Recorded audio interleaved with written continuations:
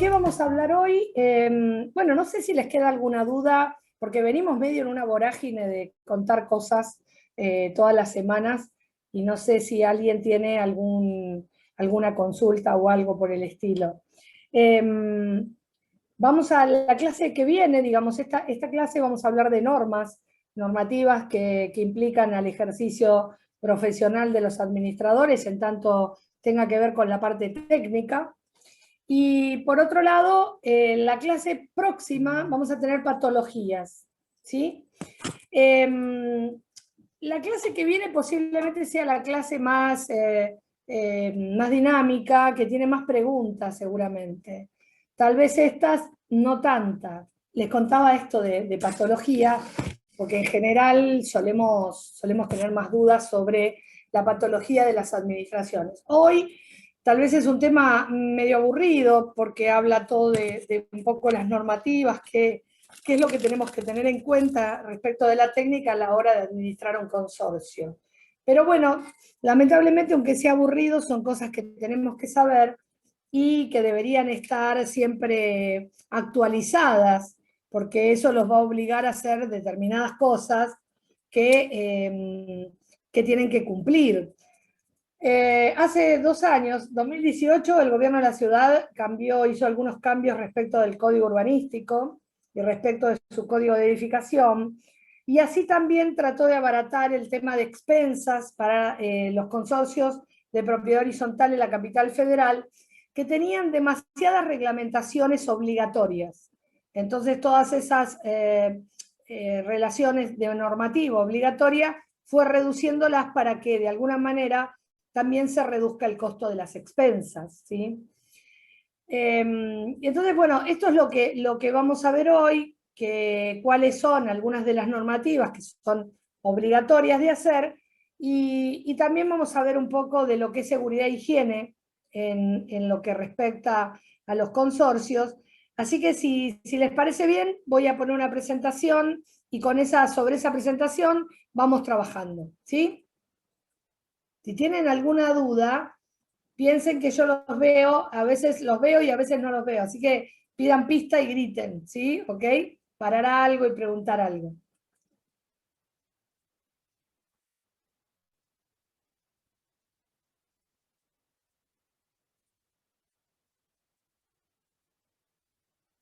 Bien. Bueno, como les venía diciendo, vamos a hablar de normativas. Estas normativas son aquellas que rigen en el gobierno de la Ciudad de Buenos Aires por el momento. Las mismas normativas, muchas de ellas se duplican en lo que sería provincia de Buenos Aires. Digo, para que queden claro que hablar de la Ciudad de Buenos Aires es hablar siempre de los códigos madres o de las normativas madres, digamos, a partir de donde todo inconveniente, digamos, o todo lo que obligue a un administrador a cumplir, seguramente se va a gestionar primero en una normativa en la Ciudad de Buenos Aires por su densidad demográfica, digamos. Seguramente la propiedad horizontal está dada en muchas de las ciudades, tanto sea de la provincia de Buenos Aires como Córdoba, Gran Córdoba o Santa Fe, y otras partes del país, pero que después van a estar casi todas regidas por la primer normativa, que va a ser la de la Ciudad de Buenos Aires. Esas normativas van a tener que definirlas cada uno de ustedes y actualizarlas en el lugar de origen donde estén trabajando. Trabajando en la Ciudad de Buenos Aires, no hay más que mirar la página de gobierno de la ciudad o tener un boletín que informe de las actividades para administradores de consorcio, y con eso le va a ser más que suficiente. En lugares de normativas de municipios más pequeños o localidades más pequeñas, van a tener que consultarlo, ¿sí? Cuáles son las normas que establece. Ya les digo, grandes ciudades tienen muy similar los requerimientos normativos a la Ciudad de Buenos Aires, así que conociendo la Ciudad de Buenos Aires van a poder salir adelante en cualquier otra localidad mientras averigüen de qué se está tratando, ¿sí? Bien, el código de edificación en los últimos años en la Ciudad de Buenos Aires fue cambiando, ¿sí? y esto hace que haya cambios también dentro de las normativas de la ciudad, ¿sí? Entonces, este cambio fundamental de código de edificación y asimismo el código civil hizo que en algunas cuestiones que antes aparecían como lugares comunes o no lugares comunes de parte de los consorcios, empiecen a tener una renovada actitud, ¿sí?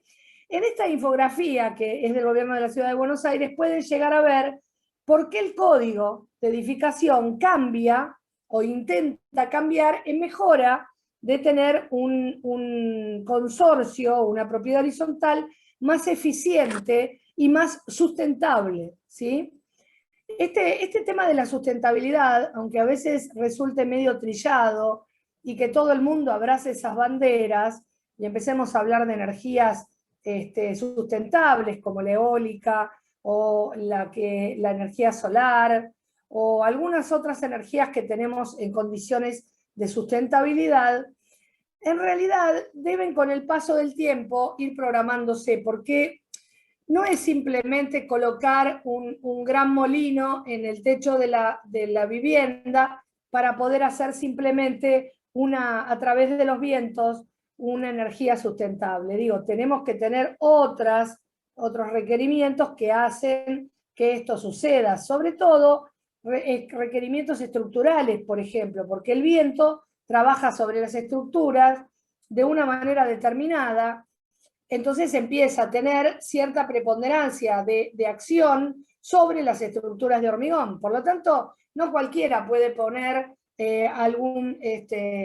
primero que no está permitido poner demasiadas cosas en la Ciudad de Buenos Aires, entre ellas tiene que pedir uno permiso, por ejemplo, para poner una antena, ¿sí? Cuando uno quiere poner una antena, no la antena de televisión, ni una antena de KTV, sino una antena para alimentar algún tipo de radio, o bien para teléfonos celulares, que muchas veces paga al consorcio una situación de canon por el uso de la superficie, obviamente tenemos que tener en cuenta en qué condiciones está el edificio, porque obviamente una antena, igual que una energía diferente, como puede ser la eólica, en el viento, en el movimiento, puede generar trastornos en la estructura. Por lo tanto, a veces siempre hay uno que en el consorcio establece, che, si ponemos una antena porque nos van a pagar.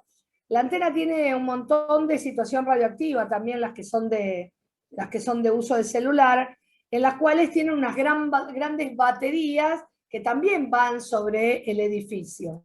Por lo tanto, no me parece que esté mal, pero investiguen cuál es la situación de eso para poder cambiar o utilizar algo de sustentabilidad de esas características. Hay muchas situaciones que han cambiado. El código de edificación, que dice ahí actual, en realidad ya es un código como este que estamos mirando al lado, ¿sí? El código de edificación fue cambiando algunas condiciones para hacer una propiedad mucho más eficiente. Por lo tanto, dentro del marco del ambiente, ¿no? De la sustentabilidad. Por lo tanto, es obligación de ustedes, como administradores, reconocer qué mantenimiento va a llevar ese tipo de instalaciones sustentables que se van a dar. Tal es el caso, por ejemplo, de las terrazas verdes. La terraza verde, cuando uno tiene, en las épocas que el código de edificación todavía no había sido actualizado, si uno hacía terrazas verdes se le permitía ganar más metraje al consorcio para hacer mayor cantidad de metros cuadrados.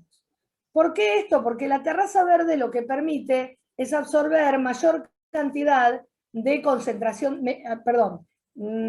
permite poder concentrar mayor cantidad de calor en ese espacio verde y no derivarlo al medio ambiente.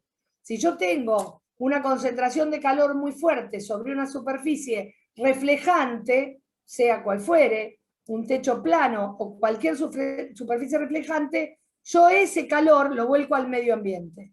Por lo tanto, empieza a elevar esa condición de temperatura del medio ambiente. Entonces, por eso, las ciudades que contienen más cantidad de edificios tienen siempre una temperatura más alta en verano que cualquier otro lugar que tuviera mayor superficie verde. Por eso también aquellos edificios que están frente a alguna situación de un espacio verde muy grande, suelen ser mejores ambientalmente y también suelen ser más caros, porque no solo acompaña su vista, sino que mejora su calidad ambiental. Si yo tengo un edificio sobre Libertador que da sobre el parque, va a ser mucho mejor que lo tenga sobre Coronel Díaz enfrentado a otro edificio, ¿sí? Esta condición entonces empieza a requerir ciertas situaciones de diferencia unas de otras. Por ejemplo, una de las situaciones es esta que les cuento de las terrazas. Terrazas verdes que en este momento están dentro del código de edificación y que tiene un formato determinado para poder utilizarlas. Las terrazas verdes requieren de mantenimiento. No por eso la terraza verde va a afectar la losa inferior dándole humedad al departamento de abajo. No es necesario. En realidad, uno puede tener perfectamente una terraza verde sin afectar a la losa ni al departamento que tenga debajo suyo. Pero requiere de un tratamiento especial, requiere de un formato especial y de un tratamiento especial, ¿sí? Nada del otro mundo. Obviamente, ahí figura como un árbol en una superficie así. Obviamente todos van a saber que si yo tengo una superficie así, puedo tener pasto. A lo sumo puedo tener alguna plantita de 30 centímetros, pero un árbol no voy a tener. Sí lo puedo tener en una maceta y sí lo puedo tener en un contenedor mayor, ¿sí? El espacio verde, todo lo que es lo que sobre de agua de lluvia, va a salir también por la canaleta, porque no siempre absorbe ese suelo absorbente de tierra que va a tener la cantidad de agua que puede llover en una semana. Y tiene otro inconveniente. Los techos verdes, si no están preparados en el uso como realmente se consideró inicialmente en el cálculo de estructura, posiblemente esa losa no pueda recibir esa cantidad de tierra que yo le voy a poner y que va a triplicar su volumen y su peso cuando llueva. ¿Sí? Si cualquiera tiene una maceta con tierra, se va a dar cuenta que cuando llueve la maceta triplica su volumen de tierra y cuando la querés levantar pesa más que cuando estaba seca. No estoy contando nada que ustedes no sepan, pero sí que lo piensen desde el sentido de, ¿puedo hacer una terraza verde? Sí, por supuesto. Debería estar preparada la losa o la losa permitirme, según un cálculo de estructura, que yo la pueda hacer, ¿sí? Las salas de máquinas les permite tener una maquinaria mucho más moderna en la ejecución de edificios más modernos. ¿Por qué? Porque acuérdense que cuando éramos más chicos, yo aún más que ustedes en su momento, todos los sistemas que eran de sistemas o de herramientas mecánicas o electromecánicas eran equipos enormes. Yo me acuerdo que yo me recibí en el 82, qué viejo. En el 82 del colegio y empecé a estudiar analista de sistemas. Después entré en arquitectura. Y lo que era un CPU era una habitación completa. Y ahora el CPU lo tenés en el teléfono, con un chip así chiquitito. La maquinaria, la electromecánica, también entró a trabajar en formato digital y pudo reducir esa situación de espacio. Entonces, esa situación de espacio más eficiente, no tan sobredimensionado, me permite a mí poder tener espacios más reducidos, siempre ventilados, obviamente, pero más reducidos. Por lo tanto, empiezo a tener espacios que cuando le cambio el sistema, por ejemplo, al ascensor de un edificio viejo, esa maquinaria que antes ocupaba una dimensión terrible, ahora no la ocupa. Entonces puedo hacer uso de esos metros cuadrados que tengo al alrededor de eso. Bueno, subdivisión, esto que da el código de edificación, se los comento, no hacia la cosa del administrador, porque tiene que ver con la parte de lo que es la propiedad privada. Como ahora la propiedad privada permite el código de edificación hacer como mínimo 18 metros cuadrados, ¿sí? 18 metros cuadrados, ¿sí? 3 por 6. 3 por 6, 18, es una vivienda, en la cual incluye cocina y baño. Por lo tanto, eso solo lo puedo hacer al 50% del edificio. Y ustedes se preguntarán, Bueno, pero eso no, a mí no me afecta como administrador, es algo privado, es real, pero deberían saberlo solo por el simple hecho de que posiblemente se encuentren con el 50% de un edificio que tenga personas que tienen un lugar, que es casi un dormis, de 6 por 3, ¿sí? Esos son los metros cuadrados mínimos que se establece que establece el código de edificación. Es casi una habitación de hotel, dirías, ¿sí? Y de un hotel reducido. Las habitaciones de hotel son un poquito más grandes. El tema de los baños adaptados, ¿sí? En casi todos los edificios, en las partes comunes sobre todo, debe haber baños adaptados a discapacidad. Si ustedes tienen mucho espacio de común, digamos, que con mucho amenity debe existir un baño que le permita acceder sin barreras a todos los amenities, ¿sí? También el acceso por rampa. Los baños tienen una ventaja hoy por hoy en los códigos de edificación para poder hacer baños adaptables, que es la no utilización obligatoria de bañera ni la del bidet.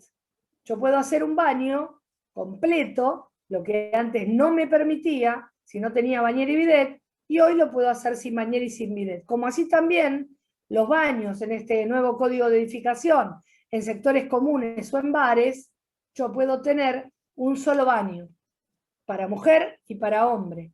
No necesito tener diferencias de género, ¿sí? Hoy por hoy no. Sí necesito un baño de discapacitados, que es un baño muy grande, porque la silla tiene que poder girar dentro de ese baño, y un baño simplemente que puede tener un water y compartido la parte del lavatorio, para hombres y para mujeres todo al mismo tiempo. Eso establece el nuevo código de edificación. Otra de las cosas que considera el nuevo código de edificación es la eficiencia energética. Todo esto hace a la utilización de sistemas de luminarias del tipo LED. La luminaria del tipo LED tiene la ventaja de poder dar energía de la misma manera que da una lámpara incandescente, pero con el menor consumo. Viste que cuando compras un LED capaz dice 15 watts, y en realidad tira 100. Es decir, consume 15, pero tira 100 watts. Entonces, la iluminación termina siendo muy eficiente a bajo costo. Muchos de los casos en los que existen este tipo de eficiencia lumínica, a veces no se puede lograr en edificios que son viejos, ¿sí? Porque no tienen espacio para poner los artefactos, o bien no quiere el consorcio hacer una compra de luminarias LED porque sale cara. El tema es que todo lo que sea sustentable tiene un costo inicial más caro. Si ustedes compran un aire acondicionado, que es un aire acondicionado A, va a salir mucho más caro que un D, pero la eficiencia energética del A es mucho más alta que la que puede tener un artefacto electrónico D o C. C es la que más van a ver, ¿sí? Entonces vos decís, bueno, ¿por qué me sale tan barato este aire acondicionado? Y porque tiene una eficiencia energética que es pobre. ¿Qué significa que la eficiencia energética es pobre? Que les va a gastar más luz. Entonces, con el correr del tiempo, al fin y al cabo, te salía más barato comprar el más caro. Lo mismo pasa con la mayoría de los artefactos que van a estar colocados en una vivienda. Voy a comentarles algo que no tiene que ver con la normativa, pero me interesa que lo sepan, que es con el tema del gas. Cuando nosotros, en los consorcios, que suele pasar mucho de los últimos años, cortan el gas del edificio y empieza a aparecer, creo que algo hablamos de esto, pero lo repito, y empieza a aparecer esta cuestión de todo llevarlo a electricidad, la realidad es que el consorcio no estaba preparado para tener un acceso de electricidad de las dimensiones de lo que ahora va a requerir. Porque en realidad, antes me alcanzaba con un cable de 6 que me llegaba desde mi departamento hasta donde está el medidor. Y hoy por hoy, como tengo que cargar demasiado la cantidad de electricidad, ya el cable que me alimenta desde los sótanos hasta mi casa, voy a tener que llevarlo mínimo de 10, porque de esa manera yo voy a poder repartir entre todos los artefactos de mi casa, ¿sí? Entonces, ya el consumo va a ser otro de casi toda la totalidad del edificio. Entonces ya no es el consumo de mi casa, es el consumo de mi casa y es el de todos mis vecinos. Por lo tanto, el ingreso de electricidad que la compañía eléctrica me va a proveer a ese consorcio va a tener que ser mayor. Entonces, muchas veces, en el peor de los escenarios, hay que empezar a pensar en una planta transformadora. Casi todos los departamentos, los edificios de departamentos nuevos que tienen casi todo sin gas y todo el uso es eléctrico, tienen una planta transformadora que la empresa que le dé la luz, sea de norte o de sur, va a solicitarle para poderle dar alimentación a ese edificio. Esto, a ver, evidentemente trae un ahorro energético respecto del gas, pero da un consumo aún mucho mayor en la parte eléctrica. Y algunos consorcios que tienen casi toda la parte eléctrica tienen la ventaja de tener un grupo electrógeno, porque eventualmente a veces esa posibilidad no la tienen. Y cuando vos tenés gas, medio que bueno, bañarte podés bañar hasta que el agua no se corte, cocinar podés cocinar porque tenés gas, pero en realidad cuando vos tenés todo eléctrico no podés hacer nada, te tenés que ir de tu casa, no hay manera. Entonces muchos tienen grupos electrógenos que alimentan, por ejemplo, algunos casos solo alimenta sectores comunes y en otros casos las unidades funcionales. Obviamente, cuanto más requerimiento tenga ese grupo electrógeno, mayor va a ser el espacio que va a tener que tener. Y lo que habría que tener también es saber si ese grupo electrógeno cómo va a funcionar. Los grupos electrógenos pueden funcionar a combustible o a gas. Obviamente, si el edificio no tiene gas, posiblemente, muy difícilmente, lo tenga para el grupo electrógeno. Pero muchas veces sí hay un grupo electrógeno a gas. Mucho espacio, mucha ventilación. El de gas requiere de mucho espacio. En cambio, el que es por combustible requiere solamente de mucho espacio, mucha ventilación, pero requiere a su vez de una estiva del combustible. Es decir, tiene que tener dónde guardarlo. Es como vivir constantemente con una estación de servicio bajo los pies. No tanta cantidad, pero van a tener combustible. Y va a ser nafta, por ejemplo. Por lo tanto, todo eso debe estar estudiado. Por eso no es fácil de un día para el otro ni hacer un edificio que era de gas, hacerlo eléctrico, ni un edificio que es eléctrico, ponerle un grupo electrógeno cuando no se pensó en el diseño de la arquitectura. Se puede hacer, todo se puede hacer. En la medida en que uno tenga conciencia de lo que tiene que hacer. Y vuelvo a la misma frase de siempre. Lo importante tal vez no es saber, sino tener el teléfono de quien sabe. Entonces, cuando alguien les pregunta estas cosas, ustedes poder consultarlo con alguien y poder llevar a ese consorcio del cual ustedes hacen administración más seguridad y ser más eficiente como administrador.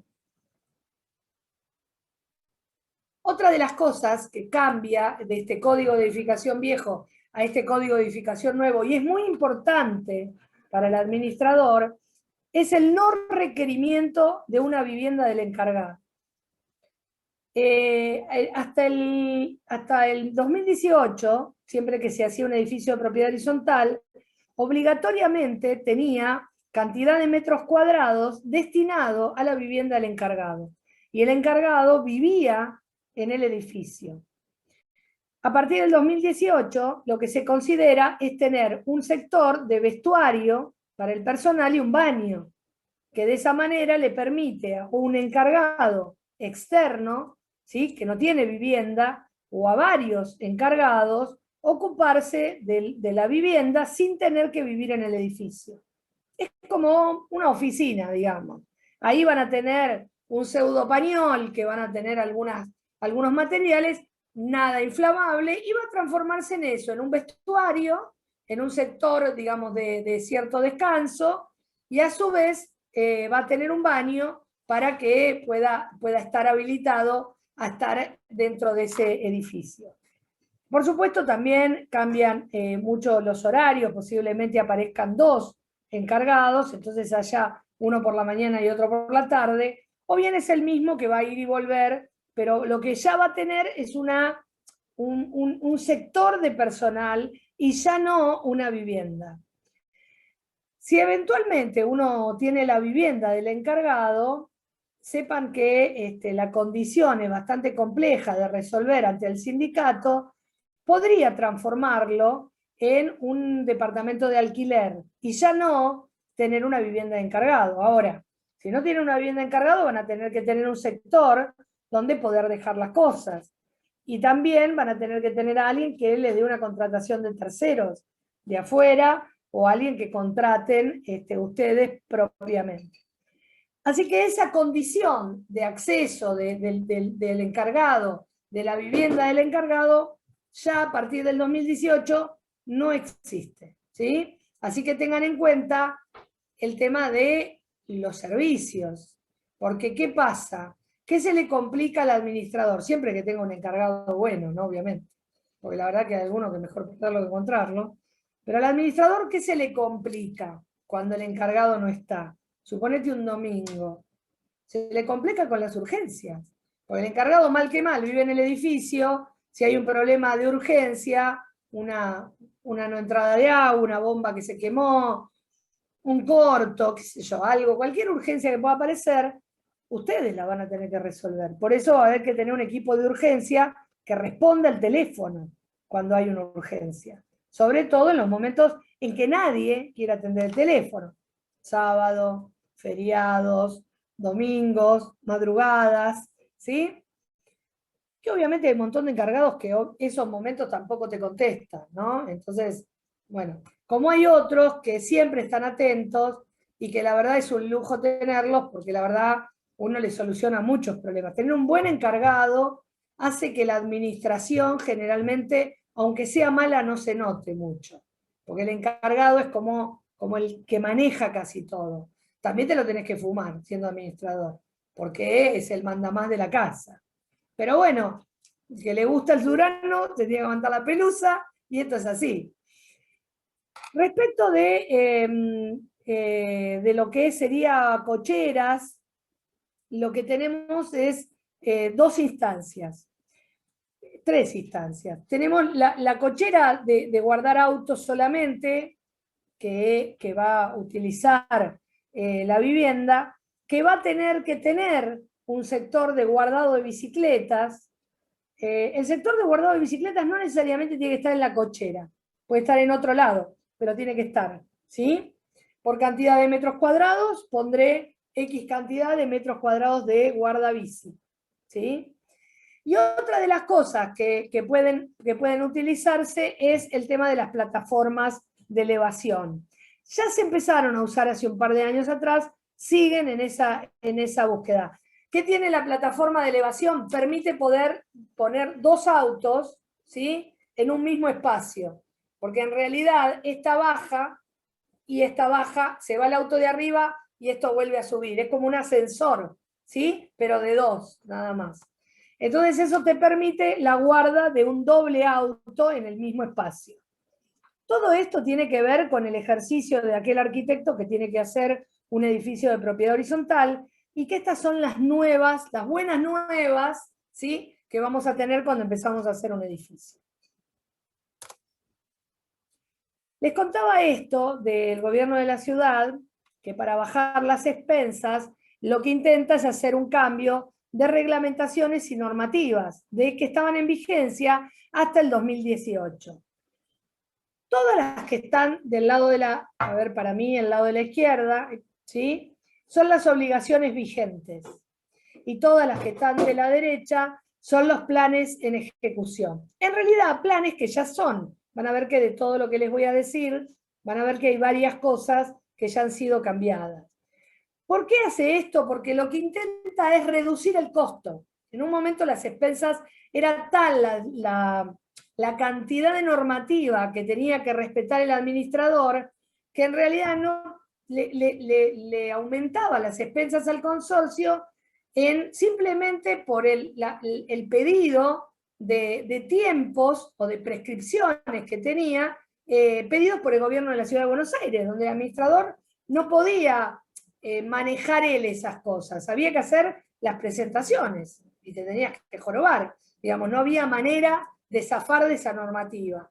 El gobierno toma eso y empieza a hacer un cambio de tiempos de presentación de cada una de esas normativas. Son normativas que en realidad lo que hacen es a la mejor convivencia y para asegurarnos la seguridad y la higiene del edificio. Una de esas normativas eran los tanques de agua. No sé si llegan a leer lo que dice. Se vacían y se limpian obligatoriamente cada 6 meses. Así era la normativa anterior. Por último, se llena y se analiza el agua.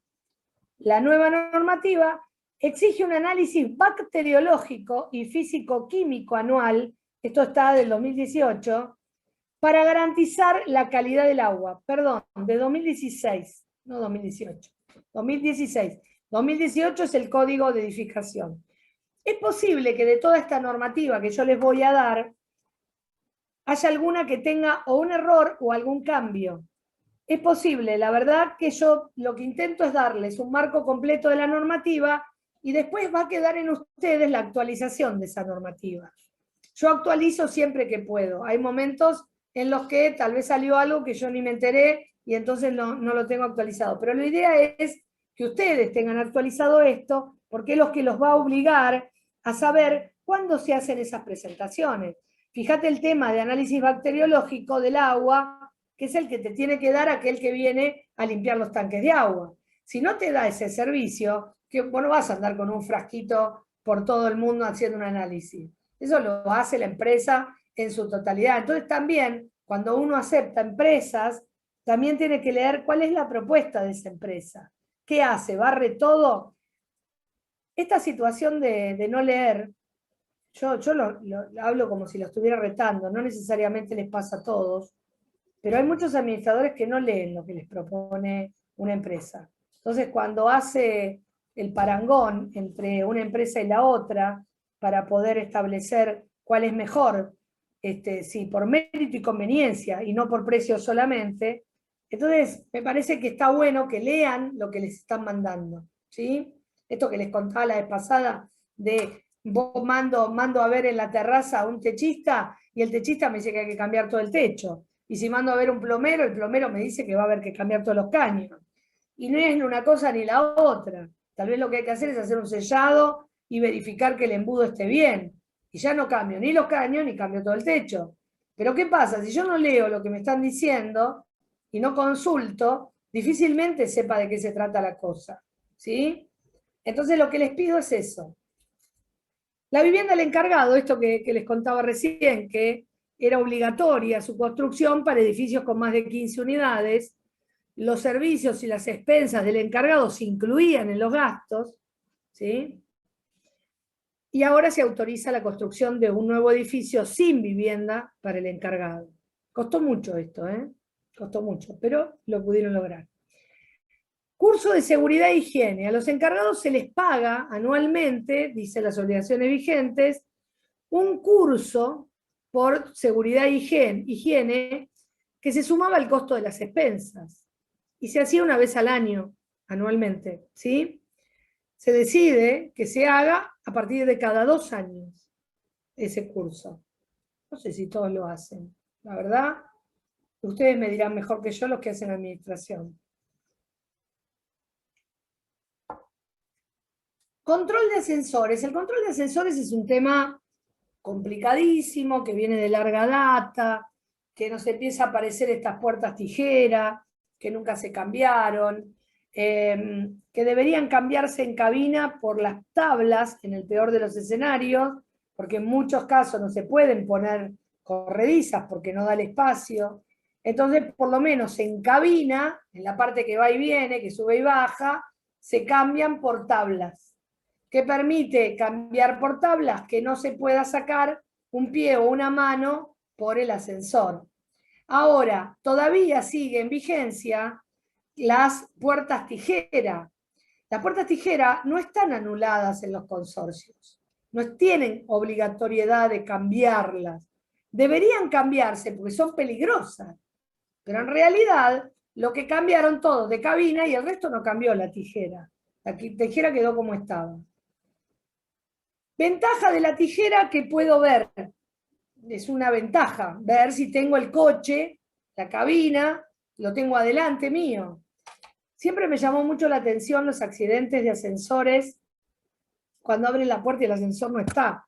Y vos te preguntás, pero abrieron la puerta y no vieron que estaba la cabina. A veces no se ve, porque estás en otra cosa, mirando el celu, atendiendo a alguien que te está hablando allá y estás abriendo la puerta y la cabina, el coche no estaba. Y te caes por el hueco del ascensor. Esos son los peores, las peores situaciones de accidente en propiedad horizontal. Porque aparte de tener un seguro común, sale un montón de dinero que alguien se muera, se quede lisiado, sea lo que sea. Pero por otro lado, es la muerte misma tal vez de un consorcista. Y eso tiene que ver con las llaves, ¿viste el enganche del ascensor? Un ascensor no debe poder abrirse si no está el coche en piso, porque tiene una traba para eso. Si la traba no funciona, estamos mal. Entonces, viene este tema de, entre tantas cosas, el tema del cierre del ascensor y el control de ascensores. Son obligatorios una vez por mes, dice en la vieja normativa, y sin distinción de antigüedad o uso. Dice en la nueva normativa que será obligatorio, su periodicidad se establecerá según la antigüedad y el uso, mediante un informe técnico. ¿Cuál es la diferencia entre lo que pasaba antes y lo que pasa ahora con el control de ascensores? Tiene aún mayor responsabilidad el técnico que lo supervisa. Es decir, que el ingeniero que hace una supervisión, ingeniero electromecánico, sobre ascensores, tiene una carga, ¿sí?, de responsabilidad profesional aún más alta que la que antes tenía, porque ahora tiene que elaborar no solamente la firma, sino el informe técnico. Desinfección. La desinfección, existía una obligación de servicio mensual de desinfección.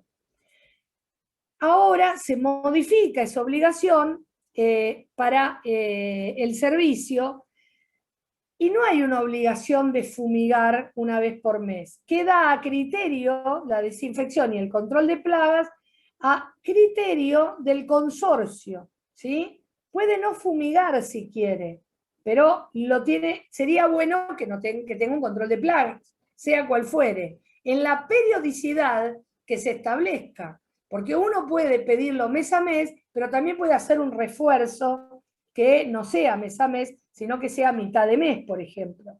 Control de plagas es un tema importantísimo que tiene más que ver con la limpieza y con el retiro de residuos que con la desinfección en sí misma, ¿sí? Cuando un encargado no retira el residuo, y no es que lo retira de piso, lo retira de piso, pero lo deja abajo y no lo saca a la calle, porque ahora lo puede dejar en un tacho, no necesita que pase el basurero, ¿sí? Que antes no se podía sacar hasta las 8:30. Ahora va, camina 10 metros, 20, a más, y lo tira ahí adentro. Entonces, ¿por qué retener la basura durante toda una noche que te genera muchísimas cucarachas, por ejemplo? O ratas, ¿sí? No hay tanta rata en la calle, no sé si se dieron cuenta, porque hay mayor cantidad de tachos cubiertos. Entonces, roedores hay muy pocos, los ven por las guías de los sumideros. Siempre se ven por ahí. O bien en algún lugar donde sí hay basura. Me cayó el auricular. Bien. Certificación de edificio seguro. Esta certificación que acreditaba hasta el 2016, creo que sí, 2016, edificio seguro, tenía que cumplir con ciertas medidas, ¿sí? Entre ellas, por ejemplo, tener en vigencia la ley 257, que era la ley de fachadas. Debería estar hecho ese certificado por un licenciado en seguridad e higiene, es decir, que intervenía otro profesional, lo cual generaba un costo altísimo, y en la presentación también, para el consorcio. Consorcios pequeños que tenían que pagar un profesional como si fueran grandes consorcios. Bueno, ese certificado de edificios seguros se derogó. ¿Por qué por redundante, dice ahí? Porque en realidad el edificio seguro lo único que hacía era asegurarse que todas las normativas se cumplían. Entonces hacías todas las normativas y a su vez un certificado que decía que hacías las normativas. Por un lado yo creo que estaba muy bien, porque de alguna manera el representante de seguridad e higiene también controlaba la actividad del personal, llámese personal portero, jardinero, de vigilancia, controlaba también la situación edilicia en la que se encontraba el edificio, que muchas veces los administradores desconocen, porque no son expertos. Entonces, un balcón que tenía un desprendimiento de su revestimiento, posiblemente seguridad y higiene lo pudiera ver o por lo menos alertara de que esa situación estaba complicada. Y el administrador muchas veces le pasa por alto. El administrador debería recorrer el edificio por lo menos una vez cada bimestre, en su totalidad, para verificar cuáles son los problemas que el edificio tiene. Porque si se deja llevar tan solo por lo que le dice el encargado, o esperar que algún consorcista lo llame por teléfono, la realidad es que no estaría bien. Primero porque no va a interpretar bien la cosa, posiblemente, y segundo porque si el encargado es el que tiene que limpiar y no limpia, posiblemente no se lo cuente. Entonces, cada 2 meses deberían hacerlo. No sé si les conté, yo fui inspectora de una administración de consorcios durante 4 o 5 años de mi vida, recién recibida de la facultad. Hacía las inspecciones. ¿Qué era eso? Había un administrador, tenía muchísimos edificios y nosotros éramos el equipo de trabajo de esa administración.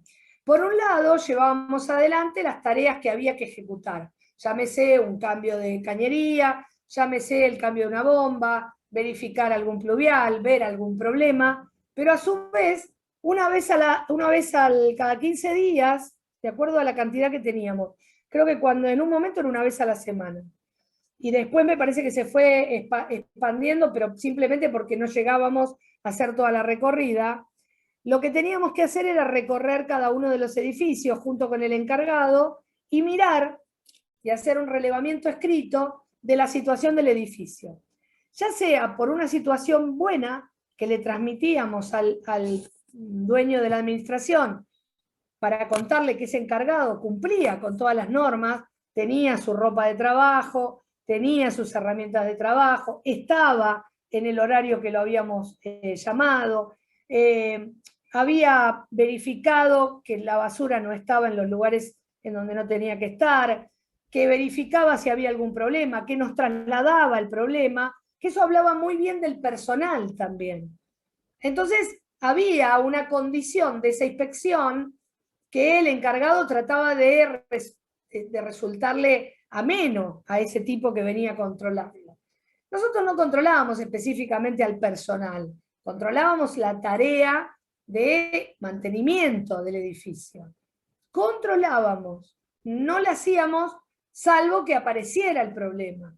Nosotros solo hacíamos un listado de cosas, teníamos una planilla pro forma, planilla que después les voy a mandar, creo que la tengo acá en uno de los videos, que nos permitía con esa planilla poder hacer barridos rápidos en edificios de propiedad horizontal. Tuve edificios de 20 unidades, tuve edificios de 150 unidades. El de 150 era la muerte misma, es decir, tenía que ir una mañana y después tenía que ir a la tarde, y después tenía que ir otra mañana y después tenía que volver a la tarde. Porque no llegaba a ver todo, porque yo tenía que recorrer los pasillos, fijarme, anotó esto que no tiene una luz, se fijó acá que no funciona el llamador, miró acá si la luz de emergencia estaba funcionando, ¿sí? Está abierta la puerta, tiene una puerta abierta y no puede tenerla abierta porque este lugar no puede entrar nadie, es un lugar de seguridad. Miles de cosas, desde pasar el dedo por el pasamano de la escalera hasta preguntar 1000 cosas, era la tarea que teníamos. No sé si las grandes consorcios lo hacen. Sé que los que tienen consorcios de gran importancia y con muchos pisos, sobre todo, con gente que tiene pisos, lo hacen. Entonces no comprendo por qué los administradores en los edificios que son más complejos no lo hacen, cuando en realidad muchas veces cobran casi lo mismo. Pero bueno, son opciones. ¿Quién es mejor como administrador? Siempre alguien que da buen mantenimiento y no tiene expensas terribles es un buen administrador, porque mantiene un edificio con 50 años de antigüedad, automáticamente va a tener todos los problemas. Yo le digo a todo el mundo que si quiere comprarse un departamento, se compre uno nuevo o un edificio que tenga más de 50 años de antigüedad. ¿Por qué esto? Porque en realidad, entre los 45 y los 50, el edificio colapsa y ya lo cambiaron todo. Entonces, es mejor comprar un edificio aún más viejo, salvo que entres al edificio, sea de más de 50 años y esté destruido, que eso puede pasar también. Eso significa que cada vez va a involucionar más.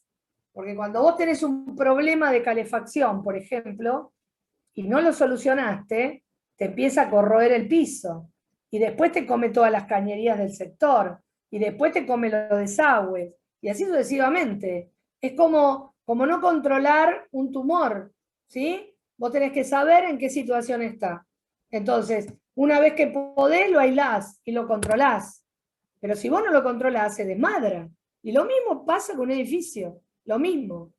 Si yo tengo una rotura en una vena y no la voy a arreglar, obviamente en algún momento me voy a desangrar. Bueno, lo mismo pasa con el agua, porque tarde o temprano empieza todo a acrecentarse.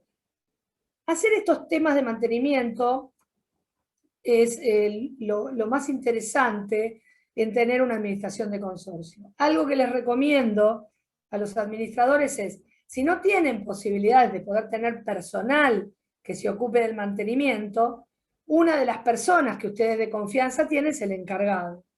Entonces se le puede pedir al encargado que le haga un reporte, no digo un informe técnico, pero por lo menos un reporte que sea mensual, ¿sí? En algún momento le reportan mensualmente qué es lo que está pasando con el edificio en cuestiones de mantenimiento. Y en ese caso van a decirle seguramente el encargado, ya le dije que la bomba se traba, que estoy con la otra, que me salta la térmica, que tengo este problema, que la boya se me traba del tanque de reserva, que a la noche no entra agua, que no sé, miles de cosas que pueden comentarle a algún encargado como un reporte simple. Obviamente se los dije, el encargado no va a hablar de lo que hace mal él. Si no va a decir, ah, no, la basura no se sacó, está todo sucio el palier del 8, si no, eso no lo va a hacer. Pero por lo menos el reporte técnico lo puede hacer, mínimo. Porque a veces los administradores no tienen capacidad de tener personal técnico. Y otra de las cosas es contratar un personal técnico que le haga un informe mensual o bimestral o semestral de algún consorcio. Y cuando toman un consorcio, cuando lo toman, hacer un estudio como si fuese un diagnóstico. Primero, antes de tomarlo, traten de saber en qué condiciones está el edificio, porque para comprarse un problema, la verdad, salvo que estén muy necesitados, yo les diría que no se lo compren, ¿sí? Lo ideal sería saber en qué condiciones está. Eso se puede saber hablando con los demás consorcistas, se puede saber hablando con el encargado. Entonces, si no, piden a alguien que le haga un diagnóstico y pueda hacerse un diagnóstico completo con las unidades funcionales. Eso significa qué fue lo que pasó en los últimos años. Pueden pedir las expensas de del último año, por lo menos para saber qué fue el que se gastó de mantenimiento. Si ustedes tienen un edificio de 50 años y ven que en esas expensas no se gastó absolutamente nada de mantenimiento y lo único que ven es arreglo de caño en octavo A, arreglo de desagüe en el octavo B, arreglo de chicote de cañería del calefón en el cuarto 5. Si empiezan a ver todo ese chiquitaje, y no ven cambio de montante, limpieza de lo que es el desagüe, si no ven la limpieza de pluviales, si no hay un mantenimiento de calderas, si no hay, calderas tiene que tener mantenimiento mensual.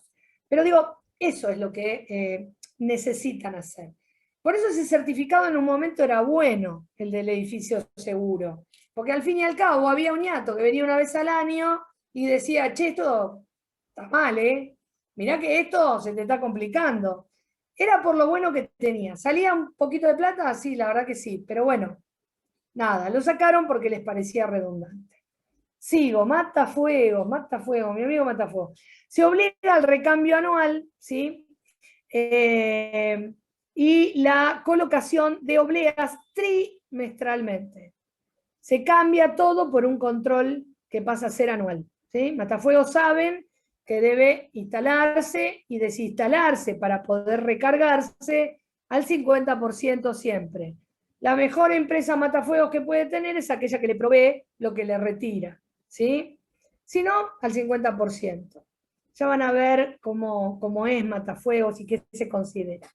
Instalaciones fijas contra incendio, deben registrarse ante el gobierno de la Ciudad de Buenos Aires y realizar pruebas técnicas. Las instalaciones físicas, a paso del plan de ejecución, se elimina la obligatoriedad de la construcción para edificaciones nuevas, se eximirán del mantenimiento a las construcciones ya existentes.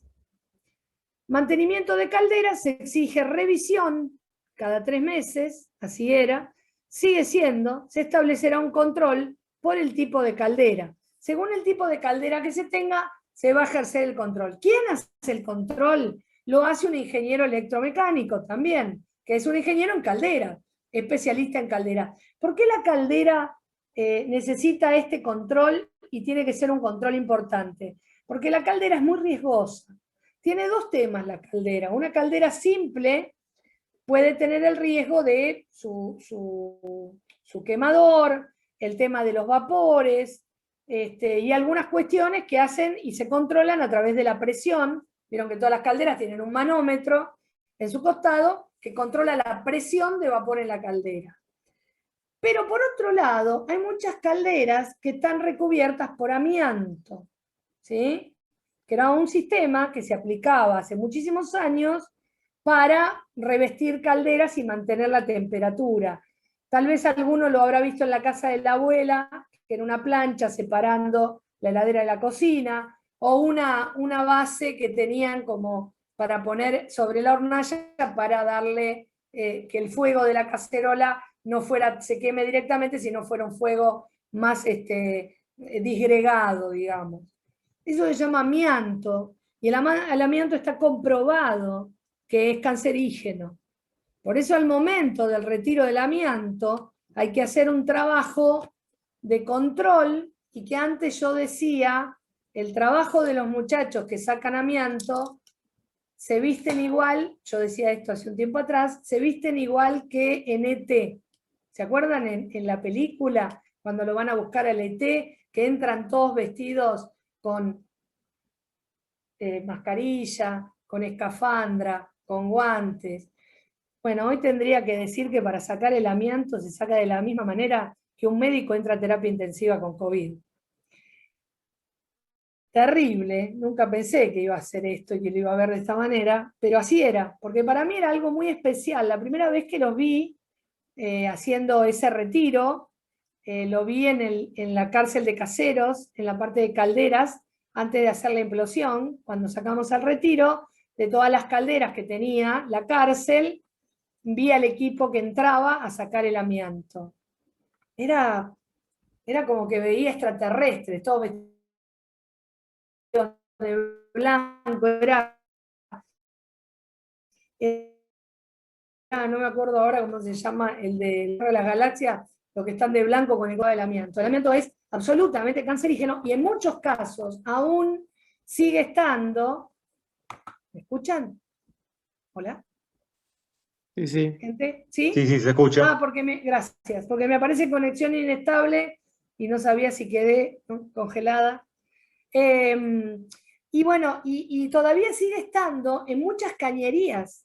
Tal vez la caldera se cambió, pero la cañería que está pasando por un pleno, para separarla, y esa caldera que llevaba agua caliente tenía un revestimiento de amianto y sigue estando en los caños que están inmersos en algún lado. ¿Qué problema tienen? ¿Cómo es cancerígeno? Es el polvo de eso. Si está mantenida, tiene como el amianto, es como si fuese una venda, parece como si te hubiese puesto, esperen que me quedé ahí, es asbesto, son fibras. Sí, señor, sí, señora, no sé por qué pasé, dije, señor. Es el asbesto cemento. El asbesto lo que hace es eso, es generar el polvo cancerígeno. Por lo tanto, esperen que voy de vuelta acá, hay que tener en cuenta, si los tienen, bueno, van a tener que retirarlo, ¿sí? O por lo pronto van a tener que confinarlo. ¿Qué es confinar? Es ponerle algo por delante. Si yo lo tapo, por ejemplo, con un Durlock. Si lo sigo teniendo ahí a la vista, lo tapo con un Durlock y lo meto adentro. ¿Sí? Bien. ¿Te hago una consulta antes? ¿Te puedo hacer una consulta? Sí, sí, por favor. Lo que hablabas antes de las instalaciones fijas. Bien. ¿Hola? Sí, claro, que carísimo. Perdón, estoy leyendo lo que me mandaron.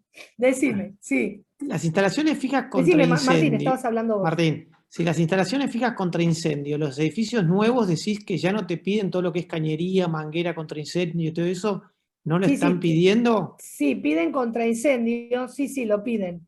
Lo piden. Ah, Lo que pasa es que tiene un sistema que elimina la obligatoriedad para edificaciones nuevas porque lo tienen desde otro, lo tienen considerado desde otro lugar dentro del código de edificación. ¿Sí? ok. Sí lo Pero, obliga. ok, Sí, tiene obligatoriedad. A ver, el sistema de incendio es obligatorio, por ejemplo, el palier protegido a partir del 10º piso. ¿Sí? Entonces, esas instalaciones fijas, a partir del 10º piso empiezan a aparecer. ¿Sí? Lo que no te da es la obligatoriedad de hacerlas, ¿sí? Porque las haces de otra manera. ok. No de estas presentaciones en aquellas que son existentes. ¿Sí? Respecto del mantenimiento de calderas, bueno, ahí estamos. Informe de fachadas. Es obligatorio e incluye el control de espacios que no afectan a terceros como las terrazas. Así decía la obligatoriedad vigente de la Ley 257. El informe de fachadas, los plazos de control obligatorio se extenderán acorde a la antigüedad del edificio.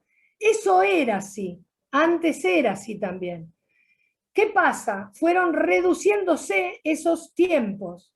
Lo que antes se hacía en 10 años, se redujo a 8. Entonces lo que cambió fue eso. Y entre la primera ley 257 del 99 y la última ley 257, que ahora vamos a entrar, lo que cambia es la situación de lo que tiene que reconocerse como afectación a la ley 257. Pero ahora en el slide que viene les voy a contar eso, así que lo dejo pendiente. La cuenta consorcio, bueno, la cuenta consorcio es una cuenta nueva que el Banco Ciudad otorga con gratuidad a los consorcios de propietarios, ¿sí? Es una cuenta corriente. Eso es una de las cosas más que la Ciudad de Buenos Aires le da de beneficio al consorcio. Gastos burocráticos, el libro de datos debe rubricarse con obleas, la situación de libro que existía antes. En un aviso de obra de pequeña magnitud se deja de pagar un canon y presentar hasta 6 documentos, ¿sí?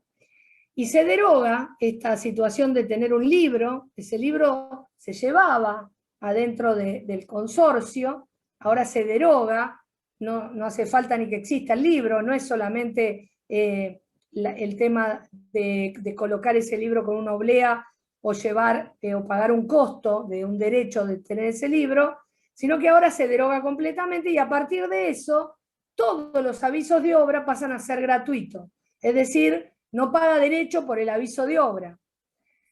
En las cuestiones de arreglos, ¿sí? De cualquier tipo, sea de consorcio o propiedad privada, existen dos tipos de presentaciones ante el gobierno de la ciudad ante una obra.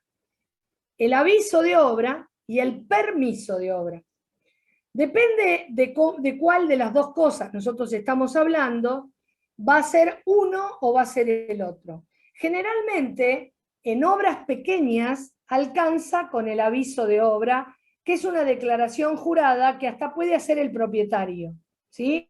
No necesariamente tiene que hacerse a través de un profesional. Y por otro lado, el permiso de obra es el que obliga a tener un profesional competente en el rubro, porque aparte tiene un cambio que el gobierno de la ciudad debe valorar, y eso tiene que ver también con los pagos de derechos. Por ejemplo, si yo hiciese un cambio de fachada, ¿sí? Ahí voy a mirar. Si yo tengo un cambio de fachada, en realidad tengo que pedir un permiso. Si yo voy a pintar la fachada, me alcanza con un aviso. El permiso no contempla el DURLOP. Sí, depende en dónde. A ver, el aviso de obra es para no tirar paredes o construir muros. Perdón, no sé quién me escribe acá. ¿Quién me está escribiendo? ¿No me puede hablar? Que no entendí. Soy yo la que te está escribiendo, Florencia. Ah, Florencia, decime, Flor.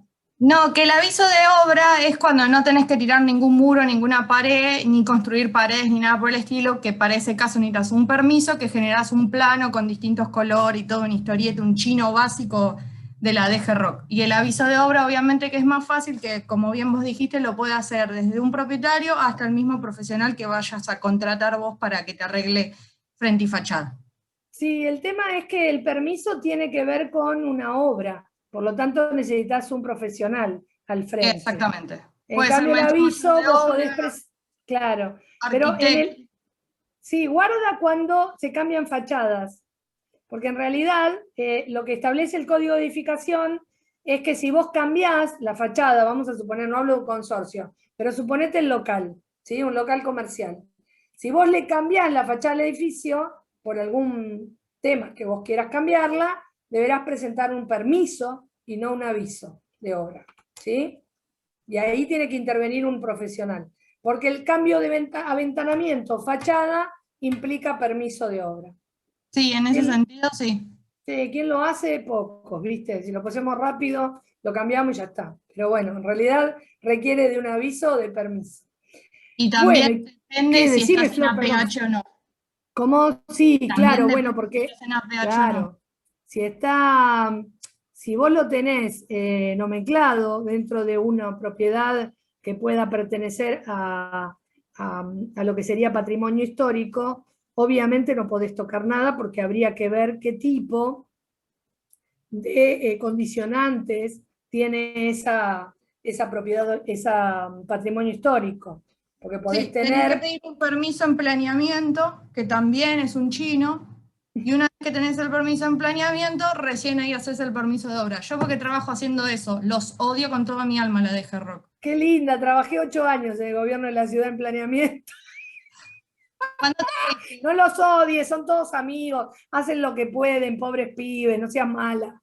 ¿Cuándo te fuiste de ahí? No, me fui, trabajé hasta el 2015, pero pasé por otro lado. No, me fui en el 2007 de planeamiento a obras públicas y de ahí anduve paseando por un montón de lugares. Pero no, trabajé en planeamiento con mis amigos de la DGRU, de la Dirección de Interpretación Urbanística, muchos años, y todavía me quedan muchos amigos, por suerte.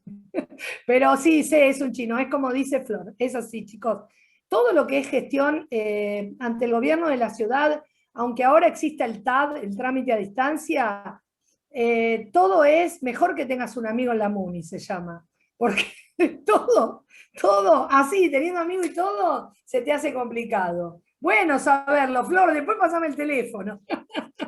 Siempre un buen gestor va a ayudar a todo lo que vos tenés que hacer. Miren, yo trabajé esto que les digo, 8 años en gobierno y después tengo muchísimos amigos. Jamás hice una gestión más que la ley 257 porque me llamaban clientes.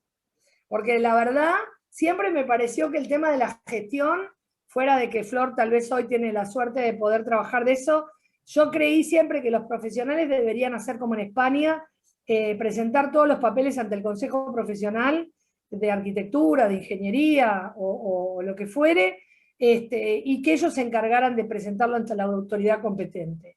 Porque la verdad que vos le presentás un plano, como dice Flor, vos le presentás un plano y no te lo aprueban porque tenés una raya distinta a la raya, porque no te lo aprueban porque no le pusiste la carátula al... Vale, ¿viste? Es como que vas, venís, se cuenta el arbolito.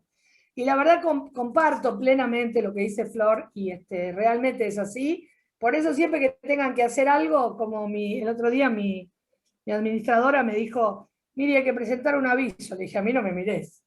Me dijo, pero te juro, así le dije, a mí no me mires. Nada, me siento capaz un rato y lo hago. Pero, viste, cuando te cansa ese tipo de cosas y no tenés ganas de hacerla. Pero bueno, siempre vuelvo a decirle que tenés el teléfono de quien sabe, así que anoten el teléfono de Florencia Simoni, que así le pueden pedir cosas a ella.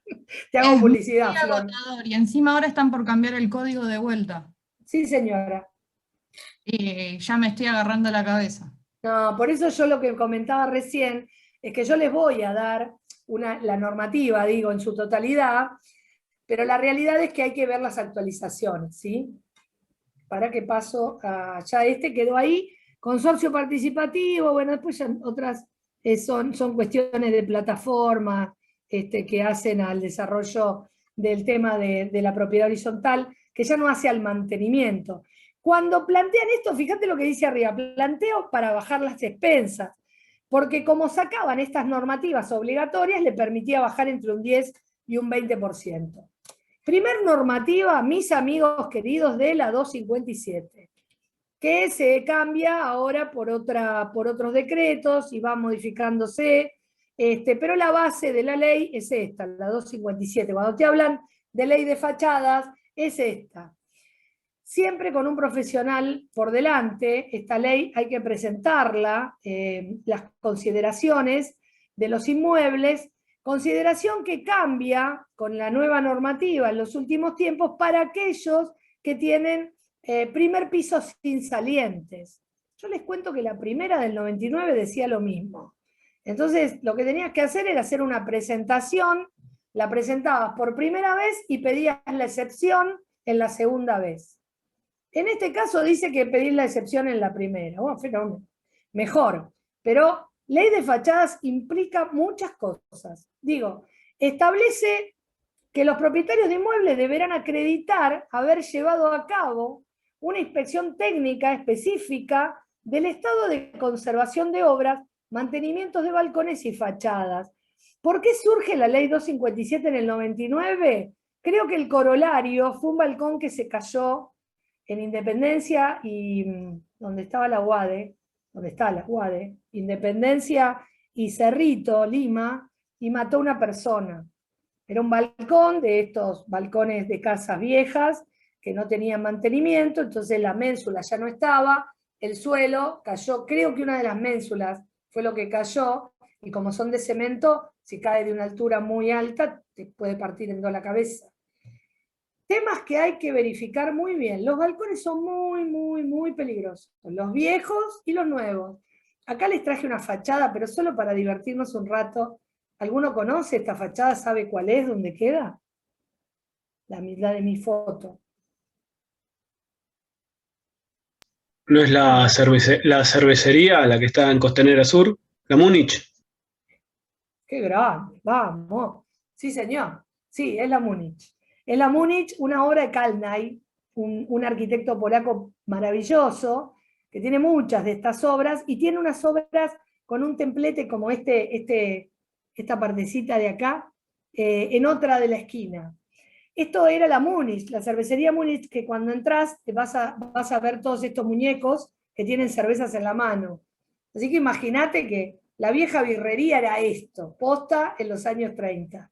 Era así como lo más cheto que había en la Costanera Sur. Sigue estando, los invito. Estas son cosas para despuntar el vicio de la arquitectura, que vayan a verla. Fue Museo de Telecomunicaciones, fue Espacios Verdes del Gobierno de la Ciudad de Buenos Aires, fue Entel en su momento, nada, todavía sigue manteniendo patrimonio histórico y varias obras de Calnay en la ciudad de Buenos Aires. Hay una a la altura de Triunvirato, cuando se me abre Triunvirato, a la altura de Congreso, hay una obra que sale en una esquina, que tiene una característica parecida, una acá en Parque Centenario, y varias por la zona, eran 2 hermanos, y la verdad tienen obras de arquitectura muy piola, nada, esto a modo de puntar el vicio de la arquitectura. Yo sé que a todos los que son administradores, a casi todos les gusta la arquitectura, no es que no la quieren, no son simplemente contadores, digamos.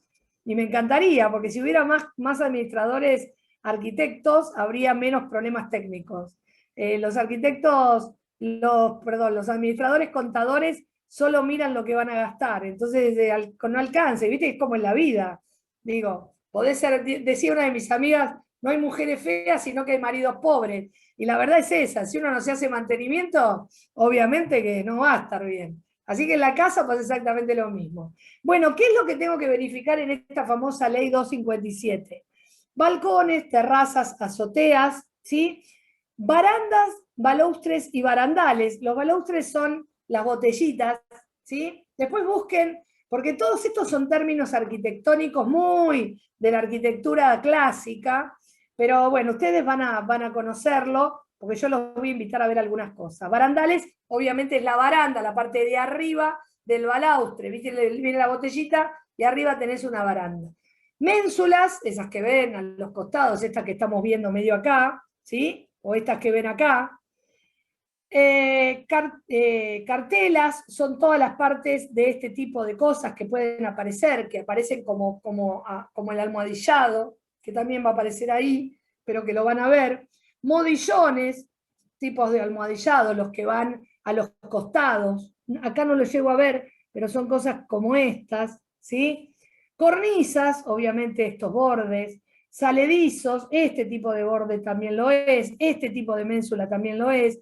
Estas cosas que aparecen por acá, fíjate en esta, que aparecen por acá. Las cariátides son aquellas imágenes de mujer que están en una fachada, ¿sí? Si buscan las cariátides griegas, van a ver que a todas les falta la nariz. Me acuerdo un día hablando con mi hermana, mi hija estaba en Grecia y preguntaba para comprar no sé qué cosa. Y entonces yo la llamé a mi hermana, que yo nunca fui a Grecia en mi vida, pero mi hermana sí. Entonces la llamo y le digo, Gabriela, no sé, está buscando una feria, dice que vos sabés que dónde compra no sé qué cosa. Me dijo, por favor, decile que yo ni me acuerdo, que yo fui cuando las cariátides tenían nariz a Grecia. Así que es eso, las cariátides no tienen nariz y son una imagen de mujer que aparece así adelante. Los atlantes son las cariátides, pero son los tipos.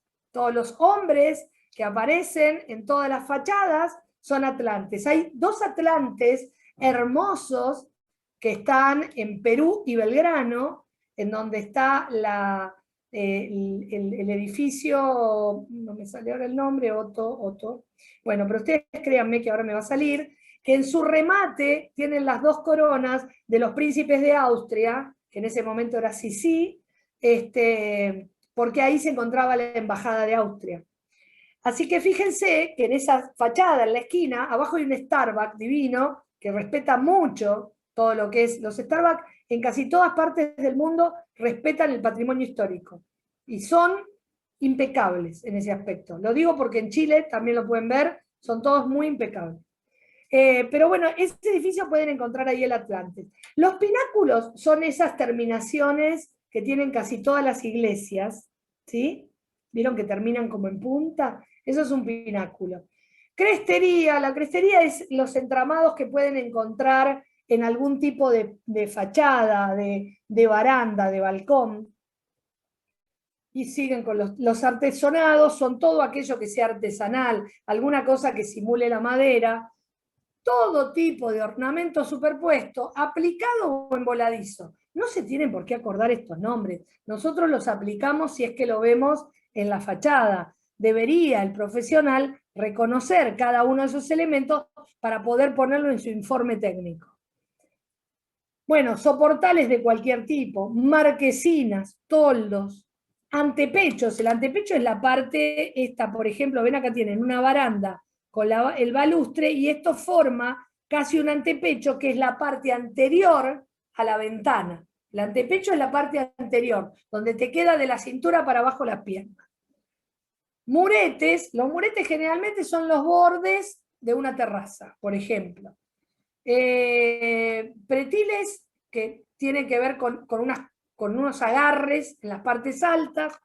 Cargas perimetrales de azotea, las azoteas terminan muchas veces con muros de carga en partes finales, porque toma ahí la babeta para hacer la aislación hidrófuga de las azoteas o de las terrazas, y muchas veces son inaccesibles. Por eso, cuando son inaccesibles, lo que tiene es un muro de carga de cierre, y es cortito, tiene 40 centímetros, 20, 30 centímetros.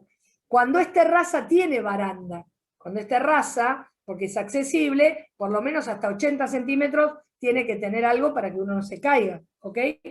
Carteles, letreros, maceteros. Acá habla de jarro y enlucido.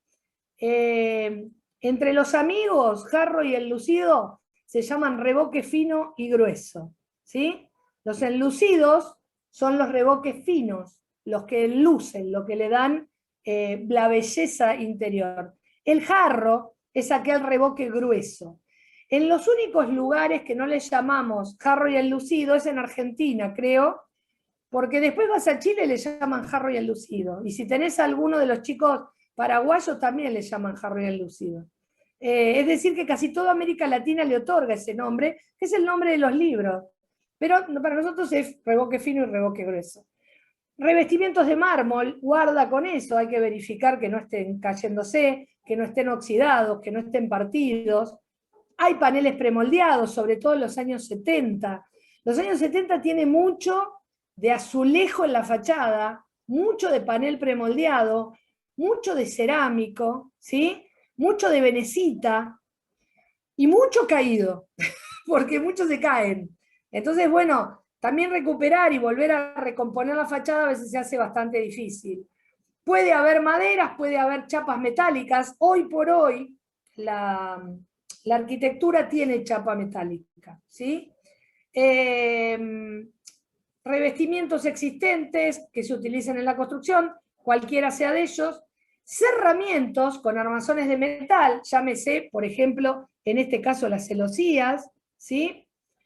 Bueno, ondulados simples de seguridad, lisos, de vidrio, laminados, templados, armados, estos son todos los tipos de vidrio, ¿no? El laminado es el que tiene vidrio, sanguchito, una lámina adentro, son los vidrios de seguridad. Templados son los blindes de las puertas, y armado es aquel que adentro vos lo mirás y parece que tiene un fierrito, ¿sí? ¿Para qué sirven estos? Son vidrios de seguridad. Hoy hay otro tipo de vidrios, como por ejemplo con cámara de aire, que se llaman vulgarmente DBH, que es doble vidrio hermético. Bueno, modelados, bloques, todo lo que contiene, espérenme que no, perdón, todo lo que contiene en la fachada, fíjate, acá están los atlantes de la auto, mirá, esto es Perú y esta es Belgrano, ¿los ven? Ahí, eso es un atlante. Fíjate acá los cóndor, vas a ver un montón de fachadas. En Buenos Aires, la verdad que vas caminando por Avenida de Mayo, por Belgrano, por Corrientes, por un montón de lugares que levantás un poco la cabeza, tratás de mantenerte en un lugar que no te pise un auto, y van a ver que hay un montón de estas cosas, un montón que con un gran angular, una cámara pueden reproducir y las pueden buscar. Bueno, tienen que tener estos contenidos mínimos para que yo pueda hacer un trabajo de ley 257. Un relevamiento visual tengo que hacer. ¿Qué hago cuando hago una 257? Tengo que ir a verlo, no puedo hacerlo desde mi casa. Lo tengo que documentar, es decir, tengo que sacar material fotográfico de cada uno de los elementos que después voy a nombrar. Antes se escribía, se armaba un informe, después se ve que le agarró vagancia a los arquitectos y armaron un proforma. Y con ese proforma que se hace a través de un trámite a distancia vas contestando a estas cuestiones. Debería haber constataciones debidas documentadas, dice, de la ausencia de daños aparentes. Debería establecer uno cuáles son los daños aparentes. ¿Qué es un daño aparente? Es un daño que veo. eso es un daño o un vicio aparente dentro del marco de la construcción. Cuando tengo un vicio oculto, no lo veo, ¿ok? Y eso tiene que ver con el marco del derecho. Vicio aparente, lo veo. Vicio oculto, no lo veo. ¿Qué puedo poner en la ley 257? Solo lo que veo. Para los elementos estructurales tengo que hacer una comprobación de la concordancia entre los planos de obra y las estructuras existentes. En general, siempre coincide, si no se caería. Comprobación debidamente documentada del correcto uso de las estructuras. Esto que contábamos antes de las terrazas verdes. Si yo tengo una terraza verde con una losa que en realidad, terraza, ley 257, y en realidad yo no tengo esa losa preparada y veo los cálculos estructurales o veo los planos, no está preparada para tener tanta cantidad de tierra, vamos a suponer que voy a mirar y tengo 40 centímetros de tierra, obviamente voy a tener que declararlo como que es un riesgo, ¿sí? En el caso de no encontrarse con los planos de la obra ejecutada, contactar la existencia de datos aparentes o comprobar el uso incorrecto de las estructuras. El profesional debe evaluar la seguridad de los elementos estructurales comprometidos. Es en los casos de los balcones. Es decir, yo tengo que decir, no, se encuentra comprometida la estructura. O puedo decir, no, simplemente se encuentra comprometido el revestimiento, que con el correr del tiempo me puede afectar la estructura. ¿Sí? Puedo hacer una ampliación de ese informe técnico, puedo describir la parte edilicia del inmueble, digamos, de la tipología edilicia. Puedo decir que es un inmueble tipo propiedad horizontal o edificio de renta, o puedo decir que es un inmueble moderno, del tipo de movimiento moderno, o bien que pertenece a la L'École de Beaux-Arts. Digo, de acuerdo a la información que yo tenga, puedo establecer de qué tipo de tipología estamos hablando. Y también puedo hablar de tipologías que tienen que ver con el uso, es decir, puedo hablar de que es un pH, o puedo hablar una propiedad horizontal, perdón, de 7 u 8 edificios, o puedo hablar que es una propiedad horizontal de 2 pisos, o puede ser una casa de 2 pisos. Esto corre para todo el mundo, la ley 257, no es solamente para aquel que tiene más de 2 pisos, es para todos. Y la antigüedad es lo que me hace hacer las presentaciones con mayor asiduidad, ¿sí? El profesional firma una declaración jurada, por lo tanto es responsable. Por eso las leyes 257 suelen ser no baratas en el mercado. Hay de todo, van a encontrar profesionales que lamentablemente firman cualquier cosa, y también hay profesionales que no tienen la expertise para hacer esto. Yo creo que es muy bueno para el administrador tener un profesional que esté avalando esto. El administrador no tiene por qué saber esto, pero un profesional que tiene una matrícula en ejercicio tiene la obligación de saberlo. Entonces ustedes, yo creo que eso los deja un poco más tranquilos. Bueno, nada, les sigo contando un poco esto de qué tipo de metodología va a emplear para hacer... porque lo que pasa con esto es que si yo considero que el estado de conservación no es bueno, tengo que solicitar se hagan las reparaciones como profesional. Después va a quedar en el consorcio en hacer esas reparaciones o no, pero yo libero y digo, no muchachos, miren, acá tienen todos los bordes de los balcones, están todos saltados los revestimientos. Esto tarde o temprano les va a afectar a la estructura en voladizo que tienen los balcones. Por lo tanto, va a debilitar la estructura que tiene de acero y los va a obligar a que entre en estado de rotura el balcón. ¿Ok? A partir de ahí yo tengo que decir, bueno, a ver, repárenlo. ¿Cuánto es el periodo de tiempo que le puedo dar yo como profesional para que lo repare? X cantidad, 3 meses. Hago la presentación y le digo, bueno, mire, señor gobierno de la ciudad, esta empresa, esta propiedad tiene esto, pero va a tardar 3 meses en arreglarlo.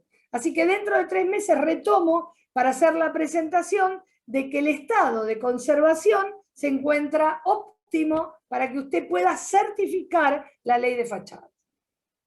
A partir de ahí me va a definir, una vez que ya lo tengo conformado, cuándo es la nueva presentación que yo voy a tener que hacer. Y fíjense que si tiene de 15 a 25 años de antigüedad, la inspección va a ser cada 15 años.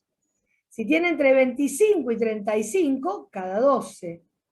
Si tiene entre 35 y 45, cada 10. Fíjense que cada vez se va acercando a hacerla más rápido, porque cada vez va a tener un mayor deterioro si es muy grande. Y fíjate que más de 70 años de antigüedad, la inspección técnica va a ser cada 4 años. En la ley, cuando empezó, decía cada 2. Entonces, de alguna manera, modifica esta ley para que uno pueda hacerlo, porque cada 2 años pagarle a un profesional para un consorcio o para un privado resultaba algo oneroso. Esto que está acá es un paso de cómo hacer toda la certificación de ley 257, es decir, todo lo que un profesional va a hacer hasta poder llegar a la entrega del certificado. Entrega del certificado que hoy tiene un QR y todo este trámite se hace por trámite a distancia. Lo único que hasta el 2020 se firmaba en forma manual y se elevaba con un escaneo. Hoy por hoy creo que acepta la firma digital, ¿sí? Con el número de documento. De todas maneras, es lo que le dije siempre al gobierno de la ciudad. ¿Quién se va a poner a hacer una presentación de ley 257 que no sea el propietario? ¿Quién va a venir a pagarle a un profesional para hacer esto? Nadie. Y si no es el propietario, dale gracias que alguien lo está haciendo. Si fuera un consorcio, lo que tienen que hacer es una escritura si no hay mandatario. Si no hay administrador, con una escritura sola y con uno de los consorcistas que firme, sin ningún tipo de obligatoriedad de ese propietario, alcanza para poder hacer la presentación de la ley 257. Hasta hace un tiempo le mandaban intimación a Dios y a María Santísima. Ahora se calmaron un poco, no quiero ser agorera, pero como seguramente me van a necesitar plata para la campaña, van a empezar a mandar de vuelta. Limpieza de tanques es otra de las cosas que tenemos pendiente, que esto que se necesita desagotar, desinfectar. Chicos, perdón que mire, pero me está volando la casa, no sé ustedes, pero está bien, yo vivo en un piso alto. Hay mucho viento. No, de golpe miré así, vi que se me huele el gato, no sé. Bueno, no hay nadie aparte de mi casa, así que no puedo decir, sacá la ropa, nada, estoy acá. Cada año necesita hacerse esto, de desagotar, desinfectar e impermeabilizar los tanques para asegurarse la calidad de agua. Guarda con las tapas de los tanques. Es tanques como este o en tanques de reserva como los grandes que estamos acostumbrados a ver en las propiedades horizontales, ¿sí? El tanque de bombeo, el que está abajo, también se limpia, ¿sí? Generalmente, cuando limpiamos tanque de bombeo y tanque de reserva, tenemos que ver que esté una entrada de agua buena, porque si tenemos una baja cantidad de agua, eso se llama nivel piezométrico, es decir, cuando baja el nivel de agua en toda la capital o en toda la zona donde estés, a veces no alcanza a cubrir los tanques en la noche, ¿sí? Entonces, cuando van a hacer esto, fíjense que no sea una temporada alta de verano en donde el agua tiene un consumo muy importante, ¿sí? ¿Por qué? Porque si te quedás sin agua en los 2 tanques, se te complica la vida. Tenés 3 días sin agua todo el consorcio, ¿sí? El tanque por eso le digo, el de bombeo, que es el que está abajo, el que aguanta, el de bombeo le carga el agua de la calle. Y ahí tiene unas bombas, y esas bombas salen. ¿Me aguantan un minuto? Un minuto, por favor.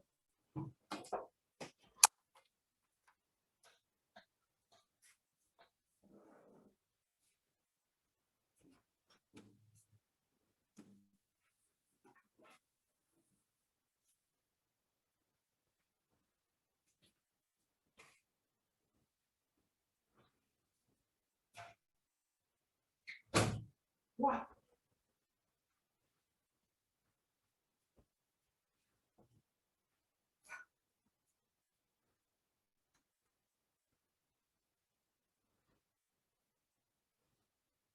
Acá estoy.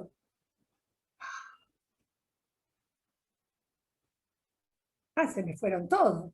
¿Todos salieron a buscar la ropa de afuera?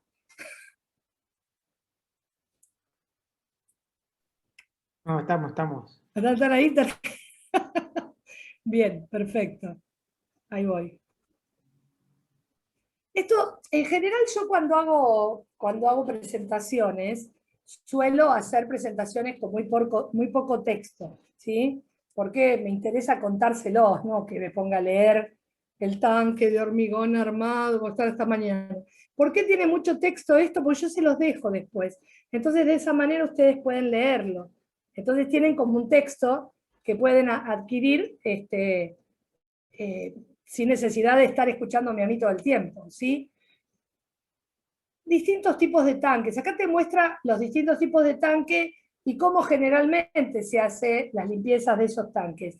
Normalmente el tanque típico de una propiedad horizontal es este, el tanque de hormigón armado, que tiene una tapa, que tiene un acceso generalmente un poco más accesible que este que está acá. Generalmente por aquí abajo tiene un colector, ¿sí? Que es el que distribuye. Y tenés tanques como este de Rotoplas, que parece que estuviera poniéndole la marca, o este Universal, que es el tanque de acero inoxidable, que son distintos. El de acero inoxidable siempre es el más limpio de todos, digamos, porque el acero inoxidable repele cualquier tipo de, como es una superficie muy plana, repele cualquier tipo de musgo, cualquier cosa que pueda haber. Desventajas del tanque de reserva de acero inoxidable, que levanta una temperatura en verano como si pusieras una pava, ¿sí? Entonces el agua fría que debería bajarte, te baja como agua caliente. Por lo tanto, siempre que haya tanques de acero inoxidable que son muy buenos, en realidad deben estar recubiertos con algún tipo de mampostería o puestos en un lugar en donde no les dé el sol de lleno. Si no, es una pava de mate. El Rotoplas es el más sencillo, es el de los de plástico, que generalmente son tanques de 1000 litros. ¿Hay de más? Sí hay de más. Se pueden poner en batería también, pero generalmente se aplican para viviendas unifamiliares, ¿sí? O para hacer trabajos de tanques de bombeo. El tanque de bombeo cuando se rompe, yo el otro día esto le comentaba a la administradora del consorcio nuestro, es de hormigón armado el nuestro, y está en muy mal estado la base de ese tanque, lo cual va a generar un problema el día de mañana. Entonces dije, mira, lo mejor que podemos hacer es sacar ese tanque, poner tanques sencillos, digamos, del tipo de Rotoplas, que trabajen todos en tándem. Entonces sube el agua toda junta. Tiene un colector, trabajan todos en tándem con un colector, para no tener que conformar nuevamente un tanque de hormigón armado. Y que tenés la certeza de que los tanques lo tenés que limpiar uno a uno, eso es cierto, pero te permite poder jugar con los accesos, y no tenés que empezar a armar algo que se armó en su momento cuando no estaban todavía las puertas, ¿sí? Porque tenés que entrar las cosas por la puerta. Si no tenés una puerta de 1 metro, el tanque de Rotoplas de 1000 litros no te va a entrar, ¿sí? Por eso guarda cuando cambiamos los tanques también. Fíjense si lo puede entrar por la puerta.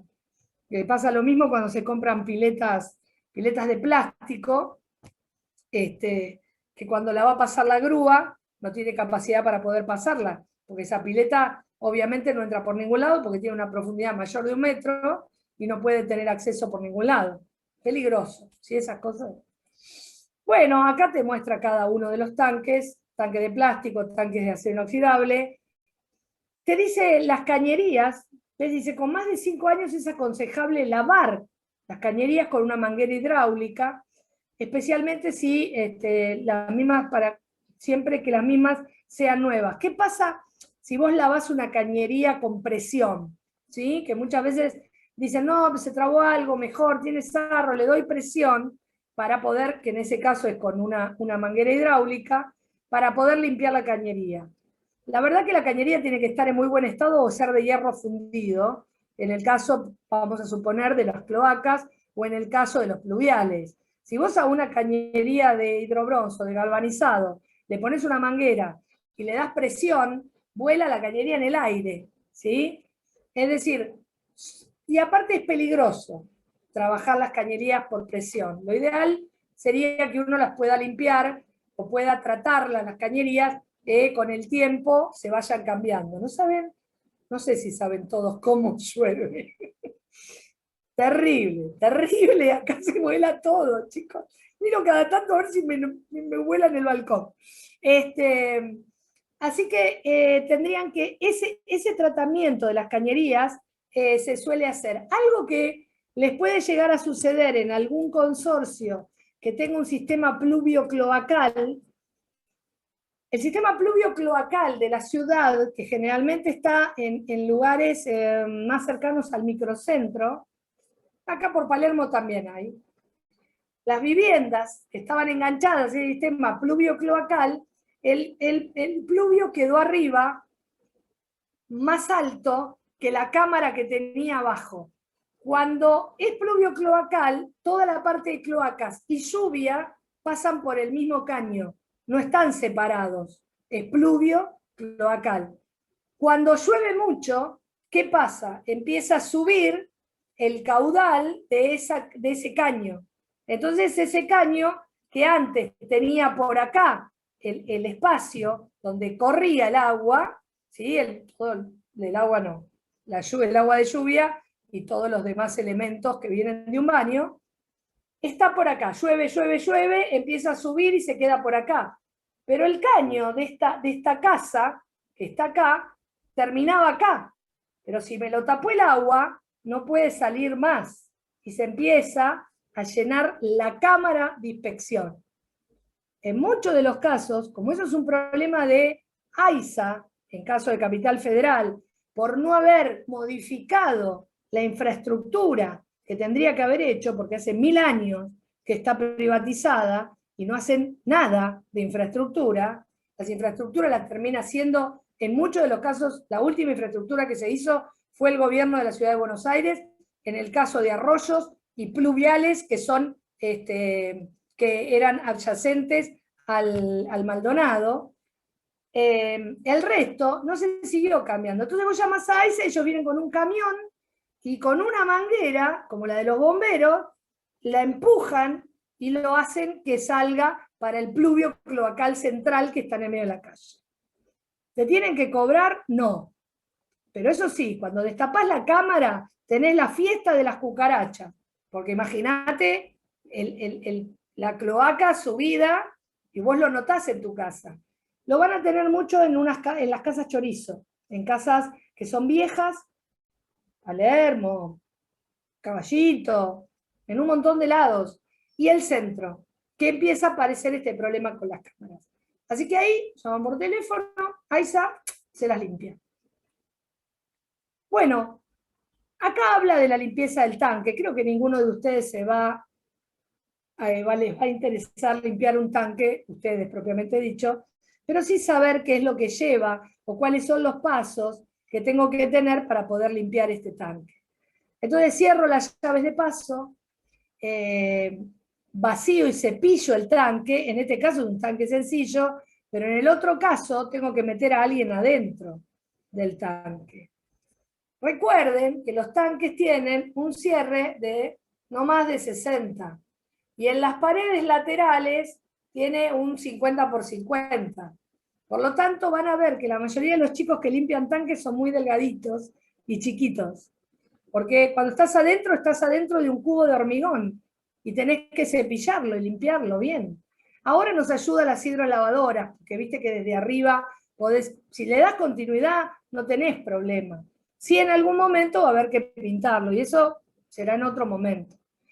Con la ayuda, dice, de un balde, porque piense que tiene que llevar lavandina, entonces agua con lavandina, que lo tienen un tiempo ahí, sacan todo lo que es barroso, los suplementos que quedan en el barro, toda la parte baja.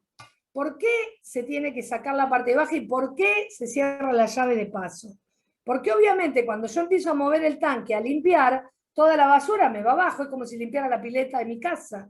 Yo empiezo a limpiar los bordes de las paredes y toda la basurita va abajo.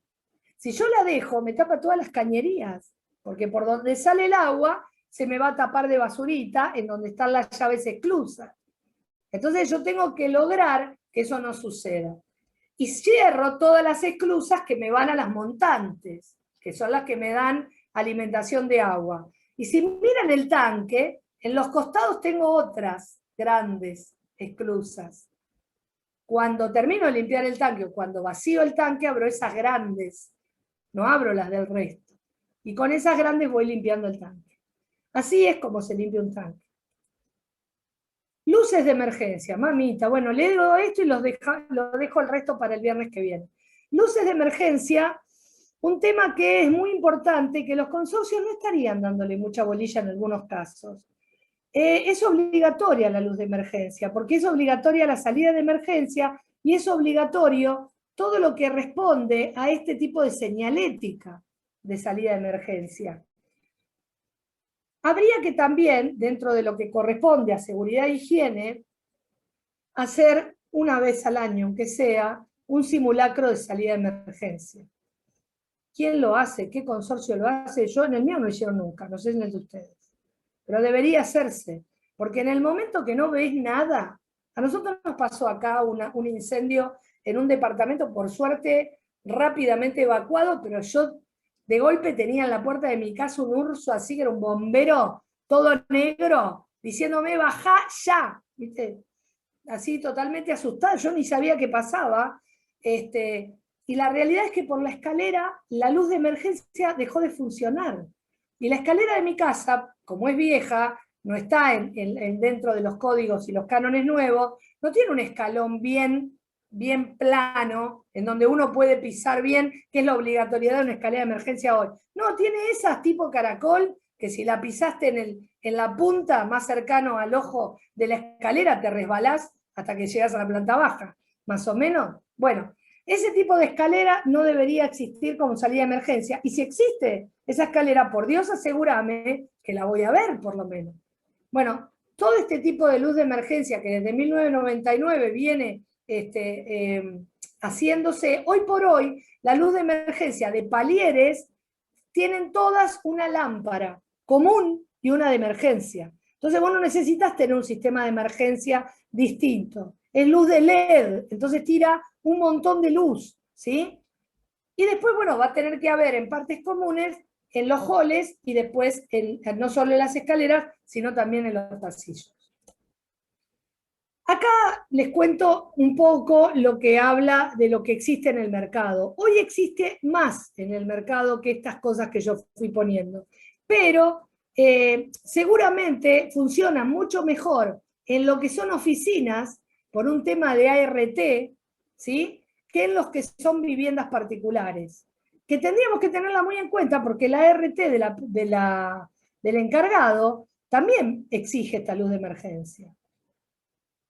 Generalmente tienen convertidores autónomos, tienen baterías, ¿sí?, que le permiten una autonomía. ¿Cuánto es esa autonomía? Y normalmente la autonomía es de 4 a 7 horas. ¿Por qué? Porque se supone que a vos te van a cortar la luz en un tiempo, en un país normal, en un tiempo determinado por este rango. Pero como en este país no es normal, a vos capaz te cortan la luz durante más de 24 horas.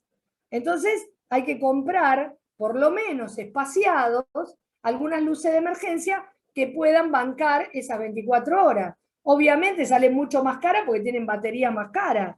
Entonces hay que pensar en una batería general para alimentar todo el sistema de emergencia. Todo esto que les estoy diciendo es algo para estudiar. Y cuando uno pide presupuesto, debe conocer qué hay en el mercado para poder evaluar ese presupuesto. Matafuegos. Los matafuegos ya los conocen, son portátiles. Es la primera línea de defensa de un problema con el fuego. Debería haber una instancia previa de matafuegos, digamos, de una línea primera de proteger, que podría ser una detección de humo, ¿sí? Si en todos los consorcios tuviéramos una detección de humo, por lo menos podríamos tener una señal previa a no ver fuego directamente. Pero bueno, el que está exigido es el matafuego. A nadie le exigen en un consorcio tener detectores de humo. Sí, en oficinas. O sí, en lugares donde hay piezas que son muy importantes de proteger, como puede ser el caso de un museo, en donde vos no podés llegar a la instancia de humo, o porque tenés material inflamable. en donde no debería llegar a la instancia de humo. Si ustedes pueden ver líneas de fuego, digamos, de protección de incendio, de muchos tipos, ¿sí? Hay mucha variedad de líneas de matafuego. Yo tengo un videíto que lo podemos ver la clase que viene, porque sí. ¿La puedo interrumpir? Sí, claro. La central de detección de humo está en una ley básica, que es la Ley de Seguridad e Higiene, que nadie la lee y sus decretos reglamentarios. El decreto 351 del 79, capítulo 18, que es incendio, ahí te dice bajo qué superficie, qué tipo de establecimiento va la central de detección y la central de extinción. En general nadie la usa. No, a ver, lo que habría que ver es hacia dónde apunta. Por ejemplo, las oficinas, yo en la oficina que tengo hoy tengo detector de humo. Las oficinas que tenía antes no tenía.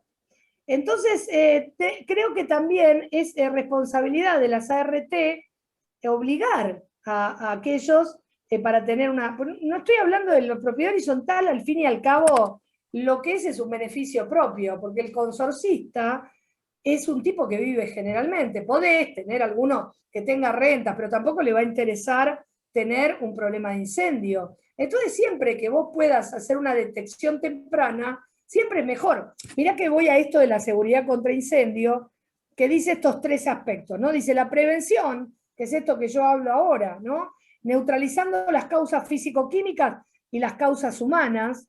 Digo, aquí en mi casa, mi hija me llamó un día, yo estaba en la oficina y me dijo, te incendié la cocina, así con esa tranquilidad que se lo estoy diciendo. Y era eso, me había incendiado la cocina porque había apoyado una pava eléctrica sobre una nafe de los del fuego, porque es de vitrio, entonces queda negro. Vos apoyas algo y se quema. Bueno, por suerte no me incendió mucho la cocina, pero medio que me asusté. En esa situación de prevención, por causas humanas, es este tipo de cosas. Mi hijita es muy humana. Protección efectuada sobre personas y los sobrebienes. Yo protejo en esta situación de seguridad de incendio. Y la extinción, según la clase de fuego que tengo, porque el agente extintor tiene que ver con el tipo de fuego que yo tengo. Y eso también es algo que ustedes tienen que considerar. Bueno, y ahí habla de lo La que mayoría de los matafuegos que usan en los consorcios son triclase, A, B y C, y lo pueden ver debajo de los pictogramas eso. Sí, Lo que pasa es que también tienen que tener en cuenta que los matafuegos que son triclase de polvo químico seco son recontra corrosivos. Entonces, si ya lo tienen en instalación eléctrica, besito y despídanse. No, el triclase nunca se les ocurra usarlo para si se le está incendiando el auto y lo tienen a mano. ¿Viste? Capaz estás en un garage y tenés a mano un triclase, porque quedó ahí cercano, en vez de poner un D, que si no se te va el coche, adiós, lo tirás, el motor, como dijo Besito, hasta luego, el motor también. El triclase es el tipo que extingue A, B y C, pero está el triclase de Haloclean, que son agentes limpios, que ahí sí se puede poner. El matafuego que se usa en los autos es triclase de polvo químico seco, es corrosivo. No entiendo todavía por qué no se usa el Haloclean o HCFC. Soy profesional de seguridad, higiene y de medio ambiente, por eso trabajo con todo esto. No, está perfecto, a mí me parece buenísimo. Yo la verdad que lo que intento dar es un pantallazo general para que todos los demás después lo puedan ver, porque en realidad, a ver, ¿cuál es la idea un poco del mantenimiento? El mantenimiento siempre tiene que ser preventivo. Cuando yo hablo de un administrador de consorcio de mantenimiento, hablo de mantenimiento preventivo, y preventivo, el matafuego preventivo. Digo, capaz es cuando se produce el fuego, no es tan preventivo como un detector de humo o como una alarma de incendio, pero la realidad es que es preventivo. Ahora, si yo tengo un consorcio, como ejemplo, yo pongo el mío porque es un ejemplo de un consorcio muy viejo, que no tiene puerta, una F60, ¿sí? Que es la puerta que le da 60 minutos para que pueda pasar el fuego de un lado al otro, en realidad, digamos, ya hay un montón de cosas que no son preventivas, ¿me entendés? Que tiene un cono de fuego que puede entrar por el hueco del ascensor y hacer una chimenea en los últimos pisos, ¿viste? No. Entonces la idea un poco es, che, mirá, presentate y sabé bien con qué te estás enfrentando, esto es lo que tenés, pero para eso tenés que saber cuál es el problema, porque si vos no reconoces el problema que podés llegar a tener, es muy imposible que puedas buscarle una solución. Conociendo el diagnóstico, a partir de ahí lo vas viendo. Todo esto que les estoy mostrando es material para tirar para arriba y hacer dulce de leche, que hay en muchos lados respecto a incendios. Yo no me quiero detener en hacer explicaciones varias respecto a incendios, pero sepan que los matafuegos tienen que estar a una distancia no más de 20 metros y no puede haber menos de 2 matafuegos por cada 200 metros cuadrados. Entonces, esas son las cosas mínimas que tenés que saber, y esto de las clases y tipos de calor y de incendio que los tengo en este video que les quería mostrar. Acá tienen, mira, lo que decía recién, acá tienen las distintas clases de incendio, y algunas de ellas son aquellos que se utilizan combinados ellos, ¿sí? Materiales sólidos, líquidos y gases, como el triclase ABC, ¿sí? El D, que se aplica solo para metales, generalmente es que se utiliza para los garage. En los garages igual también tiene que haber baldes de arena, ¿sí? Porque eso también mata el fuego, la capacidad del fuego le quita el oxígeno y lo mata con eso. Y después los de cocina, que todos los días digo, me voy a ir a comprar un matafuego a la cocina, me voy a comprar un matafuego a la cocina y me olvido. Ahí tengo a alguien que me está hablando. Con el C, que es el eléctrico. Ajá, mira vos. Ok. Me dice que el de fuegos, el de gases, que el C no debería corresponder acá. Fuegos que implican gases inflamables como el gas natural, el hidrógeno, el propano y el butano. El Bien. tipo C es para riesgo eléctrico. Si se fijan en cualquier matafuego, cuando vayan a ver los pictogramas van a ver un macho y una hembra, un enchufe. ¿Para gas decís que no? Para gases no.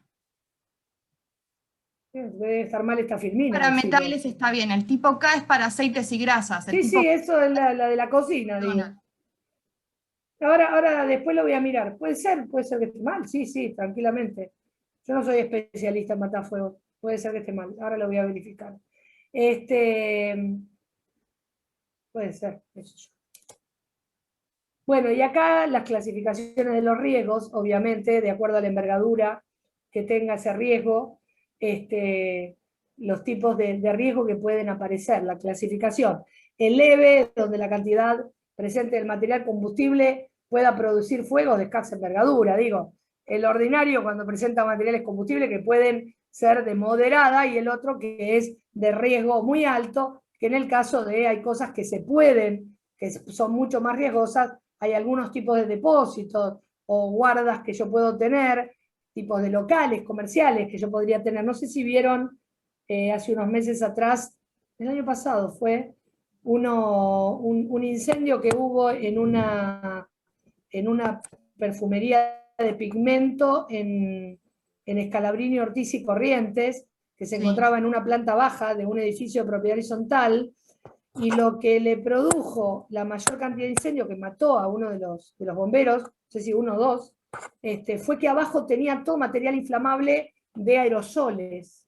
Y cuando los chicos bajaron por ver el foco de incendio que me parece que se produjo ahí, les explotaron los aerosoles, por eso los mataron. Así que la verdad que es tristísimo, ¿no? Pero digo, hay que tener en cuenta todas estas cosas. Buenísimo, bien. Distribución de matafuegos, esto que les contaba un poco, después léanlo tranquilo, no les quiero robar más tiempo. Y bueno, esto es todo para que lo tengan en su haber. Ordenanzas municipales. Arquitecta, Acá está, sí. Un dato que quiero dejar en claro, que suelo tener mucho quilombo cuando tengo empresas en propiedades horizontales, Sí. es que los administradores no hacen la ley de autoprotección, que tienen que hacer el simulacro como bien vos dijiste. Hay una ley de autoprotección que no la cumplen, y después tengo quilombo yo con las empresas, con la RT, con la Superintendencia de Riesgo del Trabajo y toda la historieta. Y la Sí, bueno, pasa lo mismo mucho con el tema de las capacitaciones. También. Hay muchas empresas que no dan la capacitación en seguridad e higiene, y después te compras un lío, porque después te la piden, ¿viste? Porque no pasa nada hasta que no pasa nada. Esto siempre así. Es decir, uno siempre piensa que no va a pasar nada, hasta que pasa, y cuando pasa se arman unos líos bárbaros. Sé que todo implica tiempo, gasto, obviamente, pero hay que hacerlo, qué sé yo. ¡Ay, se me terminó! La clase que viene, arranco con más de esto de normativas, vemos esto de matafuegos, voy a verificar esto que me está comentando. Esperen que salgo de la presentación. Wow, salgo de la presentación. Stop share, ahí estamos, acá salí de la presentación. Y la clase que viene vamos a ver estas cuestiones de normativas, algunas más, y ya entro con el tema de patologías. Y ahí vamos a charlar un poco y vamos a darle un cierre a este módulo de mantenimiento, así que vengan preparados, así afiladitos, no que se me quedan ahí mirándome, afiladitos a ver qué preguntas puedo contestar o qué preguntas entre todos podemos sacar adelante. Y cuando tenemos a alguien que nos abre un poco más el bocho porque trabaja específicamente de algo, está muy bueno, porque, vuelvo a decir, es mejor tener el teléfono de quien sabe, aunque uno no sepa, porque lo bueno es que uno siempre está bueno saber, siempre está bueno tener un especialista. Y siempre está bueno porque uno en realidad no comete tantos errores, o por lo menos puede barajar el error, ¿sí? Así que bueno, gente linda, no sé si tienen alguna pregunta, y si no los dejo que se vayan a preparar la cena.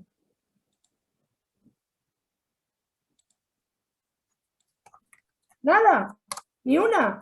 ¿Ni las buenas noches? ¿Ni que sacaron la ropa para colgar, como la tenía yo, que tenía todo, veía que me estaba mojando todo lo que tenía seco? Está bien. Hagamos así, nos encontramos el viernes que viene, si Dios quiere, a las 6, como última clase de este módulo, y bueno, y ahí nos vamos a poner un poquito en charla. Así podemos barrer algunas cosas. Les agradezco mucho. Les mando un beso enorme. Chao, buenas noches. Bueno, Gracias. gracias. Buen fin de semana.